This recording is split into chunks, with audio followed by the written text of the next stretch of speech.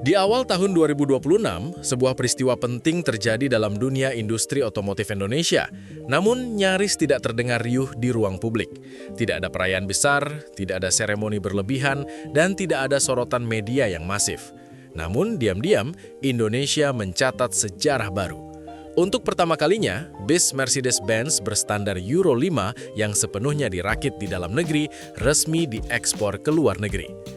Thailand menjadi negara pertama yang menerima unit ini, menandai sebuah babak baru bahwa Indonesia tidak lagi sekedar pasar kendaraan, melainkan telah naik kelas menjadi basis produksi yang dipercaya di tingkat regional dan global. Pengiriman perdana ini dilepas langsung dari fasilitas Daimler Commercial Vehicles Manufacturing Indonesia di Cikarang, Jawa Barat. Momen ini menjadi simbol penting bahwa pabrik Mercedes-Benz di Indonesia kini tidak lagi diposisikan hanya sebagai pendukung pasar domestik. Perannya telah berkembang menjadi simpul strategis dalam jaringan manufaktur global Mercedes-Benz, khususnya untuk kendaraan komersial. Indonesia tidak lagi berada di ujung rantai, tetapi mulai berdiri di tengah arus distribusi industri otomotif internasional. Ini bukan sekedar soal ekspor satu unit kendaraan, melainkan tentang perubahan posisi Indonesia dalam peta industri dunia. Langkah ekspor ini juga menunjukkan tingkat kepercayaan yang sangat tinggi dari Mercedes-Benz terhadap kualitas produksi di Indonesia. Kepercayaan semacam ini tidak lahir dari janji atau klaim, melainkan dari hasil audit ketat, standar mutu, serta konsistensi produksi yang terbukti. Dalam industri otomotif global, satu kesalahan kecil saja bisa merusak reputasi bertahun-tahun. Karena itu, keputusan menjadikan Indonesia sebagai basis ekspor adalah sinyal kuat bahwa kualitas manufaktur nasional telah diakui setara dengan standar global. Yang membuat pencapaian ini semakin bernilai adalah fakta bahwa bis yang diekspor bukanlah produk rakitan sederhana berbasis CKD. Mercedes-Benz O1626L Euro 5 yang dikirim ke Thailand menggunakan bodi buatan karoseri lokal, yakni PT Laksana Bis Manufaktur. Artinya, ekspor ini bukan hanya membawa nama besar merek global, tetapi juga membawa kemampuan industri dalam negeri. Kolaborasi antara teknologi Jerman dan kreativitas manufaktur Indonesia kini benar-benar terwujud dalam produk nyata yang bisa melaju di jalan negara lain. Keberadaan karoseri lokal dalam proyek ekspor ini menjadi bukti bahwa industri pendukung di Indonesia telah berkembang secara signifikan. Laksana tidak hanya bertugas membuat bodi yang menarik secara visual, tetapi juga bertanggung jawab memastikan bahwa setiap detail memenuhi regulasi internasional yang sangat ketat. Ini mencakup aspek keselamatan, struktur rangka, material interior, hingga tata letak kabin yang harus sesuai dengan aturan transportasi umum di negara tujuan. Proses ini menuntut presisi tinggi, pengujian berulang, serta disiplin mutu yang tidak bisa ditawar.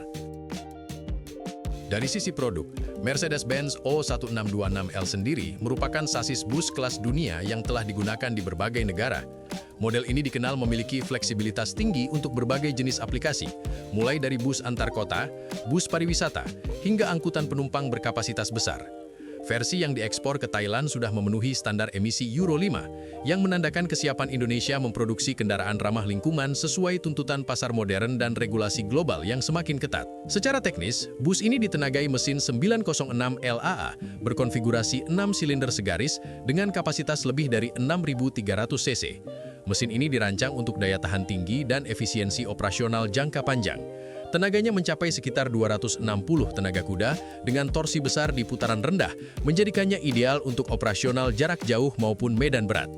Karakter mesin seperti ini sangat cocok untuk kebutuhan transportasi publik di kawasan Asia Tenggara, yang sering menghadapi kondisi jalan bervariasi dan beban operasional tinggi.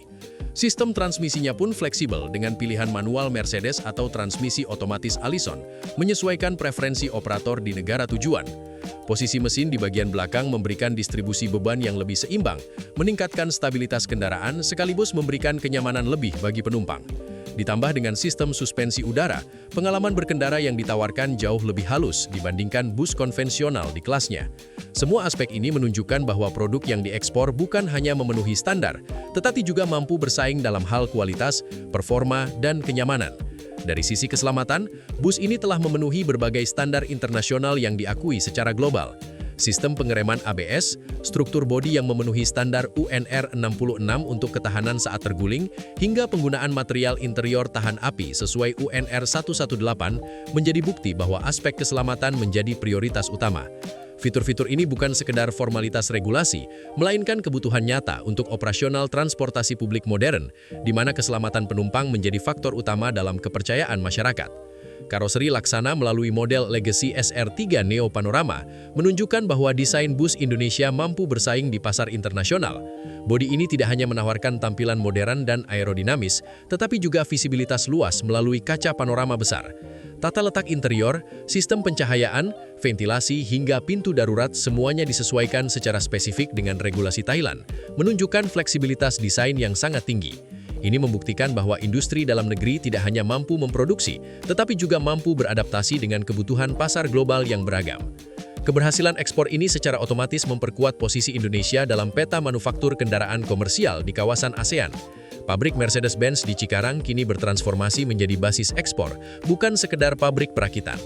Thailand sebagai tujuan awal menjadi pintu pembuka bagi ekspansi ke negara lain di kawasan. Bahkan bukan tidak mungkin dalam beberapa tahun ke depan, ekspor bus buatan Indonesia akan menjangkau Afrika, Timur Tengah, dan Oseania, seiring meningkatnya kebutuhan transportasi publik dan pariwisata di berbagai negara berkembang.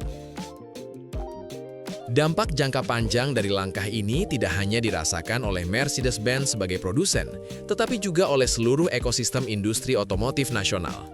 Industri komponen lokal, tenaga kerja terampil, hingga industri karoseri semuanya ikut terdorong naik kelas. Setiap unit bus yang diekspor membawa efek berantai berupa peningkatan kapasitas produksi, peningkatan standar kualitas, serta peningkatan daya saing nasional. Inilah bentuk nyata industrialisasi yang berdampak luas, bukan hanya pada angka ekspor, tetapi juga pada kualitas sumber daya manusia dan struktur industri nasional. Segmen bus sendiri merupakan pasar strategis yang akan terus tumbuh, seiring meningkatnya kebutuhan transportasi publik, urbanisasi, dan pariwisata di berbagai negara berkembang. Dengan dukungan kebijakan ekspor yang semakin kondusif, iklim investasi yang membaik, serta kemitraan teknologi global yang berkelanjutan, ekspor bus buatan Indonesia memiliki peluang besar untuk terus berkembang. Indonesia perlahan membuktikan bahwa dirinya mampu memproduksi kendaraan berstandar internasional, bukan hanya untuk konsumsi dalam negeri, tetapi juga untuk pasar global yang kompetitif.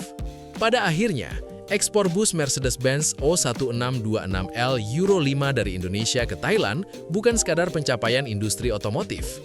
Ini adalah simbol perubahan posisi Indonesia dalam rantai nilai global. Dari negara perakit menjadi negara produsen, dari pasar besar menjadi basis produksi yang dipercaya. Perubahan ini tidak datang secara instan, melainkan melalui proses panjang peningkatan kualitas, disiplin manufaktur, dan konsistensi standar. Keberhasilan ini juga menjadi pengingat bahwa kolaborasi antara teknologi global dan kemampuan lokal adalah kunci daya saing masa depan. Indonesia tidak perlu selalu menciptakan segalanya dari nol, tetapi harus mampu mengolah, menyempurnakan, dan mengeksekusi standar dunia dengan presisi. Di titik inilah, industri nasional mulai benar-benar matang. Jika konsistensi ini terus dijaga, bukan hal mustahil dalam beberapa tahun ke depan, kendaraan buatan Indonesia akan semakin sering terlihat melaju di jalan-jalan berbagai negara, bukan sebagai produk alternatif murah, tetapi sebagai simbol kualitas, keandalan, dan kepercayaan global terhadap industri manufaktur Indonesia.